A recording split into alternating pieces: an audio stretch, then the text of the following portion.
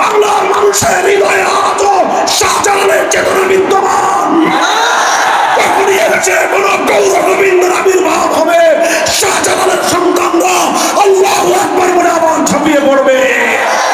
ঈমান এবং শিরকের পার্থক্য করতে চায়, তারা হক এবং বাতিলের মধ্যখানে পার্থক্যের রেখা টানতে চায়, তারা তাগুতকে অস্বীকার করে এক আল্লাহর তাওহীদকে প্রতিষ্ঠা করতে চায়।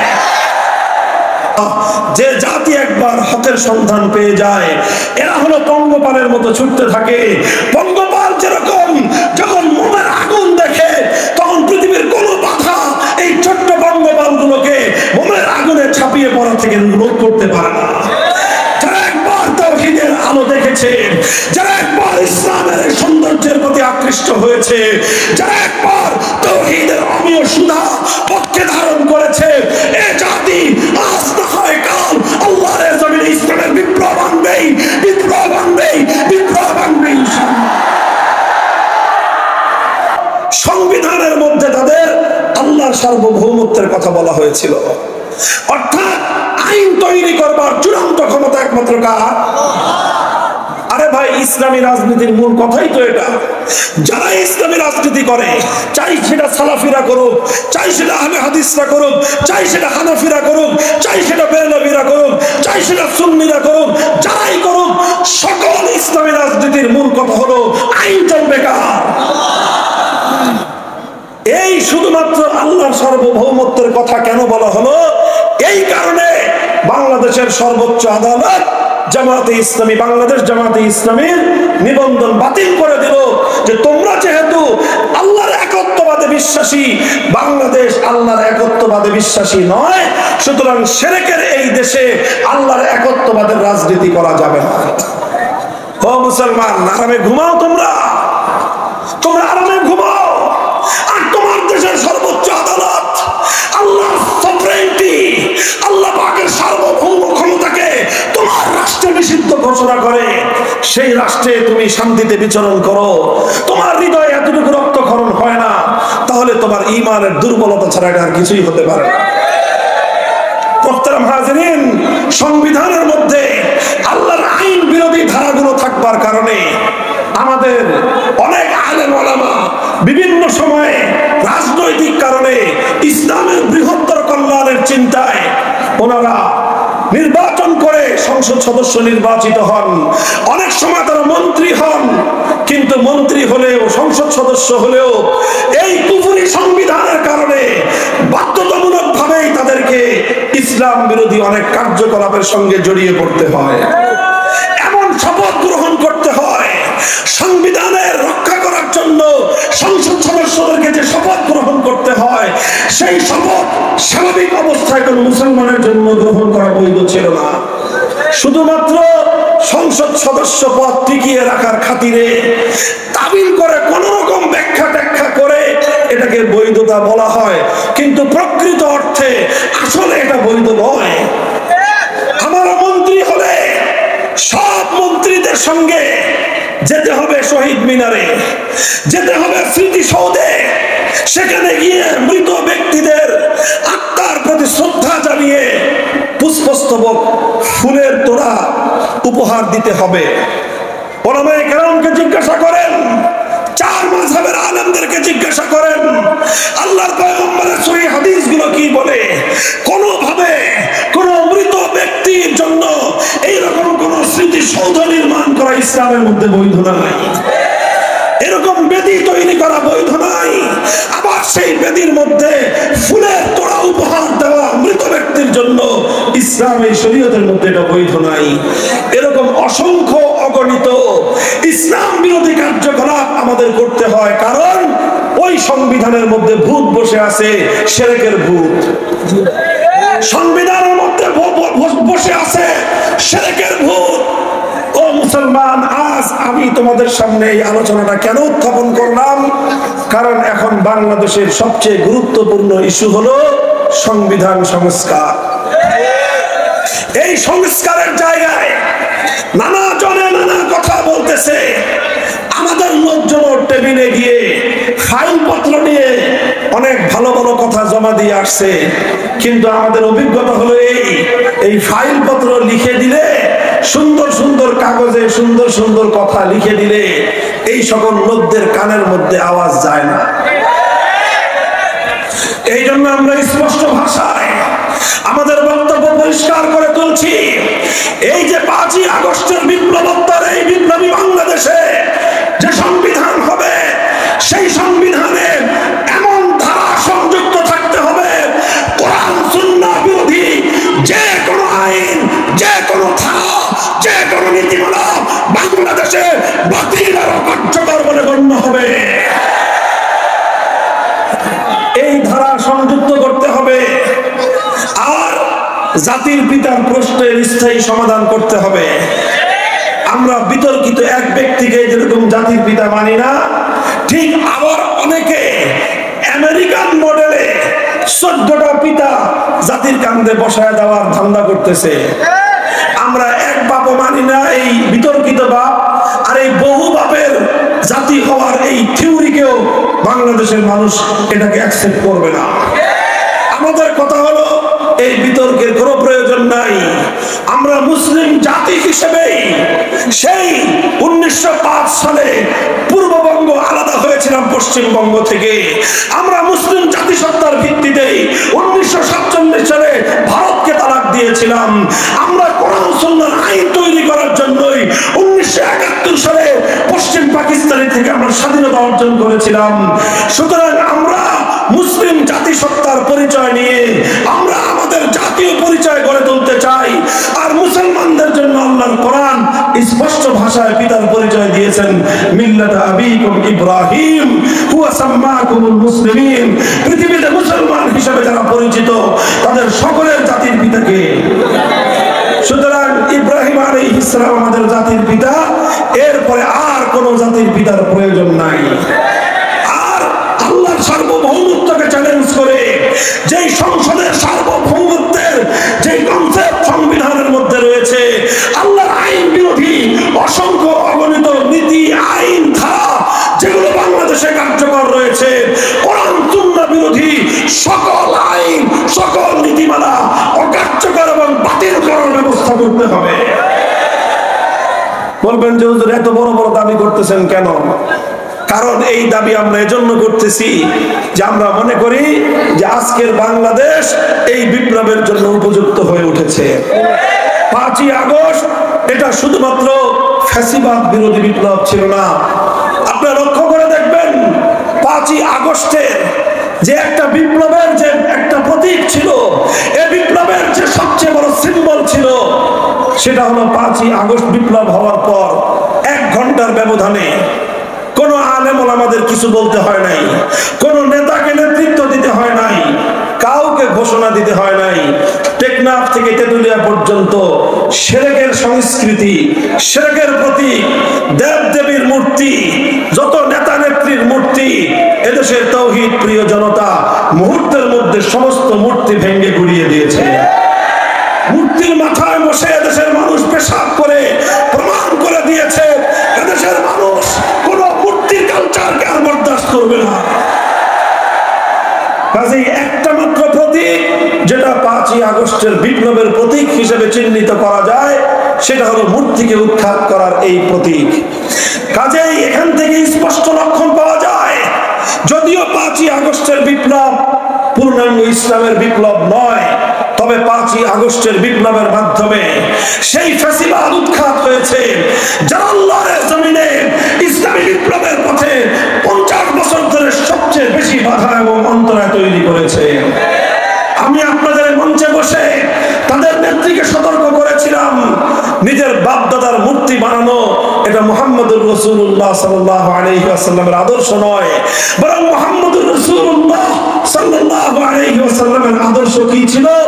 মক্কা বিজয়ের সময় আল্লাহর নবী পবিত্র আল্লাহর ঘর বাইতুল্লাহ শরীফের 360 মূর্তি ভেঙেছিলেন। আর 360 মূর্তির মধ্যে একটা মূর্তি ছিল আমার নবীজির বাবা পূর্বপুরুষ হযরত ইব্রাহিমের মূর্তি। আল্লাহর নবী সেই মূর্তিটাকেও ছাড় দেন নাই, বরং আল্লাহর নবী সবচেয়ে বেশি ক্ষোভ নিয়ে, সবচেয়ে বেশি রাগ নিয়ে ইব্রাহিম আলাইহিস সালামের মূর্তিকে ভেঙে গুড়িয়ে দিয়েছিলেন। ইব্রাহিম আলাইহিস সালামের মূর্তি ভাঙার আগে আল্লাহর নবী বলেছিলেন, ইব্রাহিম আলাইহিস সালামের মূর্তি বানায় তাদের উপর আল্লাহ অভিশাপ করুক যে ইব্রাহিম সারা জীবন মূর্তিকে ধ্বংস করার জন্য জীবনকে ওয়াকফ করলেন, আজ তার কিছু কুলাঙ্গার পুত্ররা সেই ইব্রাহিম আলাইহিস সালামের মূর্তি বানিয়েছে। এজন্য আল্লাহর নবী তাদের প্রতি সবচেয়ে বেশি ক্ষোভ প্রকাশ করেছিলেন। আমি বলেছিলাম সুতরাং নিজের বাপ দাদার মূর্তি ভাঙা মুহাম্মদুর রাসূলুল্লাহর আদর্শ আর নিজের বাপ দাদা পূর্বপুরুষদের মূর্তি বানায় যারা, তারা আল্লাহর পয়গম্বরের আদর্শের অনুসারী নয়, তারা আবু জাহলের প্রেতাত্মা। এই কথাটা নাকি ওনার কলিজার মধ্যে গিয়ে আঘাত লাগছে। আমাকে অনেকেই বলছে, অনেকেই জিজ্ঞাসা করে যে ভাই আমার বিরুদ্ধে এত খেপলো কেন? গোটা রাষ্ট্রযন্ত্র নিয়ে, গোটা রাষ্ট্রের সকল শক্তি নিয়ে, গোটা পুলিশ বাহিনী, গোটা সমস্ত গোয়েন্দা সংস্থাগুলোকে নিয়ে, গোটা রাষ্ট্রকে নিয়ে আমি একজন ব্যক্তি, সাধারণ মানুষ, আমার বিরুদ্ধে উনি এইভাবে যুদ্ধে ঝাঁপিয়ে পড়লেন কেন? কয় হুজুর জানেন না, আপনাদের কলিজার ভিতরে আঘাত করছেন। আমি গেলাম কলিজার ভিতরে কেমনি আঘাত করলাম? কয় যে আপনি তারে মূর্তির কারণে এত কঠোর কথা বলছেন, এই কঠোর কথা উনি সহ্য করতে পারে নাই, এই জন্য যত ভাবে পারে আপনার কাছ থেকে প্রতিশোধ নিয়ে ছাড়বে। এই কথা শোনার পরে দেখলাম যে দুনিয়াতে আর কাউরে কিছু বলে লাভ নাই। বললাম আলাল্লাহি তাওয়াক্কালনা, আল্লাহ তোমার উপর ভরসা করলাম, দেখি তোমার উপর ছেড়ে দিলাম সবকিছু, যা আছে কপালে তুমি কোন পর্যন্ত নিয়ে যাও দেখি। আলহামদুলিল্লাহ 3 বছর পরে এসে আল্লাহর শুকরিয়া আদায় করে বলি, আল্লাহ পাক রব্বুল আলামিন তার পথের একজন সামান্য পথিককে আল্লাহ সাহায্যকারী হিসেবে আল্লাহ সাহায্য না করে একা ছেড়ে দেন না। আল্লাহ ছেড়ে দেন নাই। আমরা সেদিন একটা মূর্তির বিরুদ্ধাচরণ করেছিলাম, বলেছিলাম বাংলাদেশের জনগণের সম্পদ দিয়ে সবচেয়ে বড় মেগা প্রজেক্ট পদ্মা সেতু প্রজেক্টের কপালের উপর বিশাল দেবতা বানানো বাংলার তৌহিদি জনতা ভালো চোখে দেখে না। মূর্তিটা বসাইতে পারেন নাই, তিনি মূর্তিটা বসাইতে পারেন নাই। এই রাগ আর ক্ষোভ সব গিয়ে পড়ছে মামুনুল হকের উপরে। 3টা বছর মানসিক এমন কোন নির্যাতন নাই যেটা আমার উপরে চালানো হয় নাই। আলহামদুলিল্লাহ দিলটা ঠান্ডা হয়ে গেছে 5ই আগস্টের দুপুরে বেলায়। খালি সরকারের প্রধান পালায় গেছে এই কারণে না, যখন তিনি পালায় যান ওই সময়ে আমাদেরকে ডাকছে সেনানিবাসে সেনা প্রধান সাহেব, আমরা গেছি। তারপরে উনি বললেন সবকিছু যে তিনি পদত্যাগ করতেছেন, এখন দেশটাকে আমাদের শান্ত করতে হবে, তাড়াতাড়ি চলেন আমরা সবাই মিলে বঙ্গভবনে যাই, সেখানে গিয়ে পরবর্তী একটা আয়োজন করি। আমরা বললাম ঠিক আছে চলেন। সেনাপ্রধান সহ আমরা সেনানিবাস থেকে রওনা করলাম বঙ্গভবনের দিকে। সেনানিবাস থেকে জাহাঙ্গীর গেট দিয়ে বের হয়ে আসলাম। আপনারা যারা ঢাকার শহর চিনেন, জাহাঙ্গীর গেট থেকে বিজয় সরণি সর্বোচ্চ 1 কিলোমিটার হবে, মধ্যখানে প্রধানমন্ত্রীর কার্যালয়। এই 1 কিলোমিটার জাহাঙ্গীর গেট থেকে আমরা এই বিজয় সরণি আসা পর্যন্ত, বিজয় সরণির মাথায় বাংলাদেশের মনে হয় 5 তলার সমান একটা বিশাল দেবতার মূর্তি, গোল্ডেন কালার, বিশাল মূর্তি। আমরা জাহাঙ্গীর গেট থেকে বিজয় সরণি পর্যন্ত আসার আগেই দেখি কেউ হাতুড়ি নিয়ে, কেউ শাবাল নিয়ে, কেউ দাও নিয়ে, কেউ খন্তা নিয়ে, আর কেউ রশি নিয়ে এই মূর্তির গলার উপর মাথার উপর গিয়ে উঠছে। এই গলার মধ্যে রশি পেঁচাইছে, আবার কেউ কেউ রশির মধ্যে জুতাও বাঁধছে, আর যার যা আছে পিটাইতেছে, ঠ্যাং ভাঙ্গে, কান ভাঙ্গে, নাক ভাঙ্গে। এত বড় মূর্তি, এটা তো সহজে ভাঙ্গা সম্ভব না। পরে দেখি যে এই চিকন রশি না, একটু পরে দেখি এত মোটা জাহাজ বান্দার রশি নিয়েছে কোত্থেকে। আশ্চর্য হয়ে গেলাম যে বাঙালি কোত্থেকে আনে এগুলা, এত বিশাল রশি এনে এই গলায় পেঁচাইছে, আর এইভাবে মারো ধরে হেক্কা টানতেছে। কিন্তু এত মজবুত, বুঝেন না, 5 তলা বিল্ডিং এর সমান, এটা তার সহজে নড়ে না। তারপরে ঠ্যাং ভাঙছে, কোপায়ের ঠ্যাং ভাঙছে, কিন্তু তাও পরে না কেন, এত মোটা রড। পরে কোত্থেকে হ্যাকসো ব্লেড এনে এই রড কাটছে। এই কাটতে কাটতে সন্ধ্যা হয়ে গেছে। তারপরে সন্ধ্যায় এসে হাজার হাজার উৎফুল্ল তৌহিদি জনতা এটার ঠ্যাঙের এই রক গুলি কাটছে, রক কেটে তারপরে গলার মধ্যে এই জাহাজ বান্দার রশি দিয়ে হেঁচকা টান দিছে। এই 5 তলার উপরে 50 ফিট উঁচা এই দেবতা মাটির মধ্যে ভূপাতিত হয়েছে। আমাদের তো কিছু বলতে হয় নাই। এই মূর্তি মূর্তির জন্যই তো আমাদের সাথে এত অন্যায় এবং অবিচার করেছিলেন। এই মূর্তির কারণেই তো আমাদের কোনো ভালো কথা আপনার কানে দিয়ে যায় নাই। আমরা বলেছিলাম যে একটা মানুষ মারা গেছে, তার মূর্তি বানায় কবরে তাকে লাঞ্ছিত করেন না, আর জাতির কাছে তাকে বিতর্কিত করেন না। তার যা মান সম্মান প্রাপ্য তিনি দুনিয়ার মানুষের কাছ থেকে পেয়েছেন, আমলের হিসাব আল্লাহর কাছ থেকে পাবেন। আপনারা মাঝখান দিয়ে খামাখা এই লোকটাকে জাতির সামনে বিতর্কিত করবার, অপমানিত করবার এই উদ্যোগ নিয়েন না। আমাদের কথাগুলো ভালো লাগে নাই, তিনি করলেন। বাংলাদেশের প্রত্যেকটা জেলায় জেলায়, থানায় থানায়, উপজেলায় উপজেলায় মূর্তি দিয়ে এই দেশটা ছিল মসজিদের দেশ, এ দেশটাকে তিনি মূর্তির দেশে পরিণত করেছিলেন। এদেশের মানুষ কতটা ক্ষোভ ছিল মূর্তির বিরুদ্ধে আপনারা জানেন। সুপ্রিম কোর্টে একটা মূর্তি বসাইছিল, মনে আছে? থেমিসের মূর্তি, এটা প্রথম বসাইছিল সুপ্রিম কোর্টের সামনে বাইরের দিকে। আমাদের ওলামায়ে কেরামের আন্দোলনে পরে বাইরের দিক থেকে এটাকে সংরক্ষিত সুপ্রিম কোর্টের চতুর্দিক দিয়ে ঘেরাও করা বিল্ডিং গুলোর মধ্যখানে একেবারে কলজার উপর এই থেমিসের মূর্তি বসাইছিল। 5ই আগস্টের পরে এক কাজে আমি সুপ্রিম কোর্টে গেছি, হাইকোর্টে। আমার কৌতূহল হলো যে থেমিস কই, যে কই থেমিস ফেমিস, ওর যে বেদি ছিল সেই বেদি সহ বাঙালিরা সব খাওয়া করে দিছে। ওই থেমিস মূর্তির আর কোনো নাক নিশানা কোনো কিছুই খুঁজে পাওয়া যায় না, কই গেছে আল্লাহই জানে। আলহামদুলিল্লাহ, এটা প্রমাণ করে বাংলার মানুষের হৃদয়ে আজও শাহজালালের চেতনা বিদ্যমান। আবির্ভাব হবে, শাহজালালের সন্তানরা আল্লাহু আকবার বলে আবার ঝাঁপিয়ে পড়বে।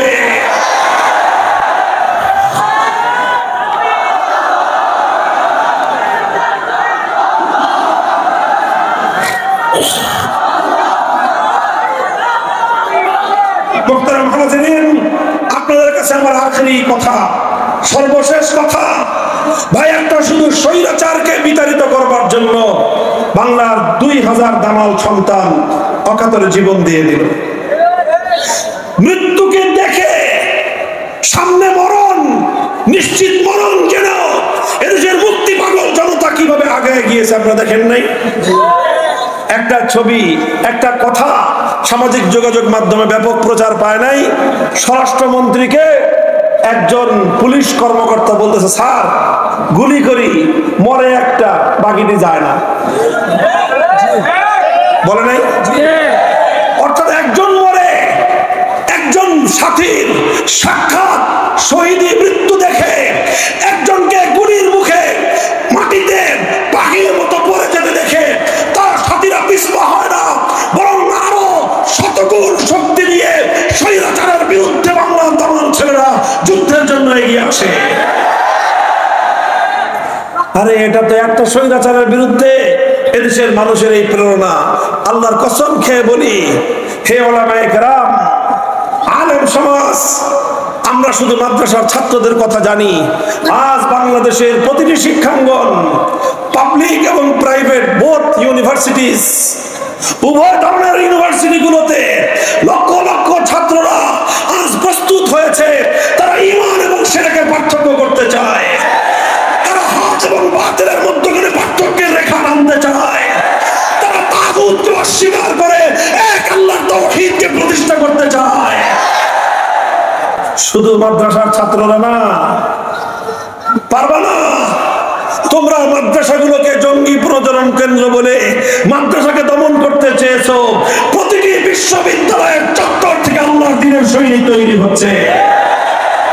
এই ধারা ইনশাআল্লাহ আল্লাহ চাহে তো এটা চূড়ান্ত পর্যায়ে পৌঁছবে।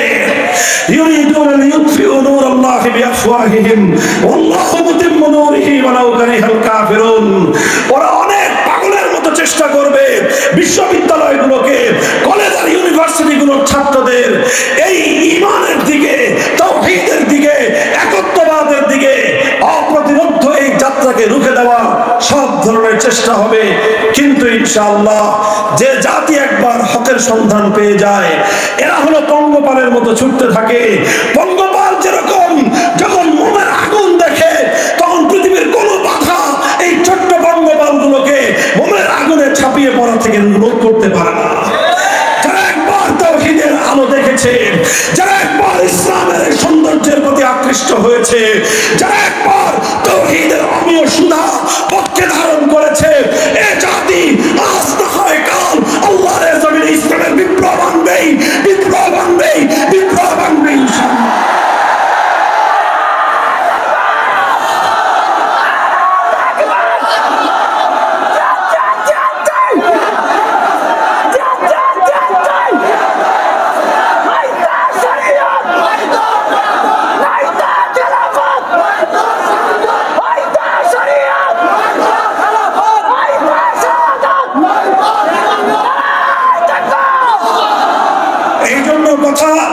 শুনেন, 5ই আগস্টে যেভাবে এক আবু সাঈদ এই বিপ্লবের জন্য বুক পেতে জালিমের বুলেটকে বুকের মধ্যে বরণ করে নিয়েছে, এই বুলেট আবু সাঈদের প্রাণ কেড়ে নিয়েছে, কিন্তু তাকে মারতে পারে নাই। আবু সাঈদ বাংলার মাটিতে অমর হয়ে থেকেছে। আমরা আবু সাঈদের কবরের কাছে হেফাজতে ইসলামের পক্ষ থেকে তাওহীদের চেতনার মশাল জ্বালতে শুরু করেছি। আমরা বলি ইনশাআল্লাহ সুম্মা ইনশাআল্লাহ 5ই আগস্টের বিপ্লব এটা ইসলামী বিপ্লবের সূর্যোদয়ের আগের সুবহে জাদি। এই সকালের এই প্রভাতের আলো একটা নতুন সূর্যোদয়ের স্পষ্ট ইঙ্গিত দিচ্ছে।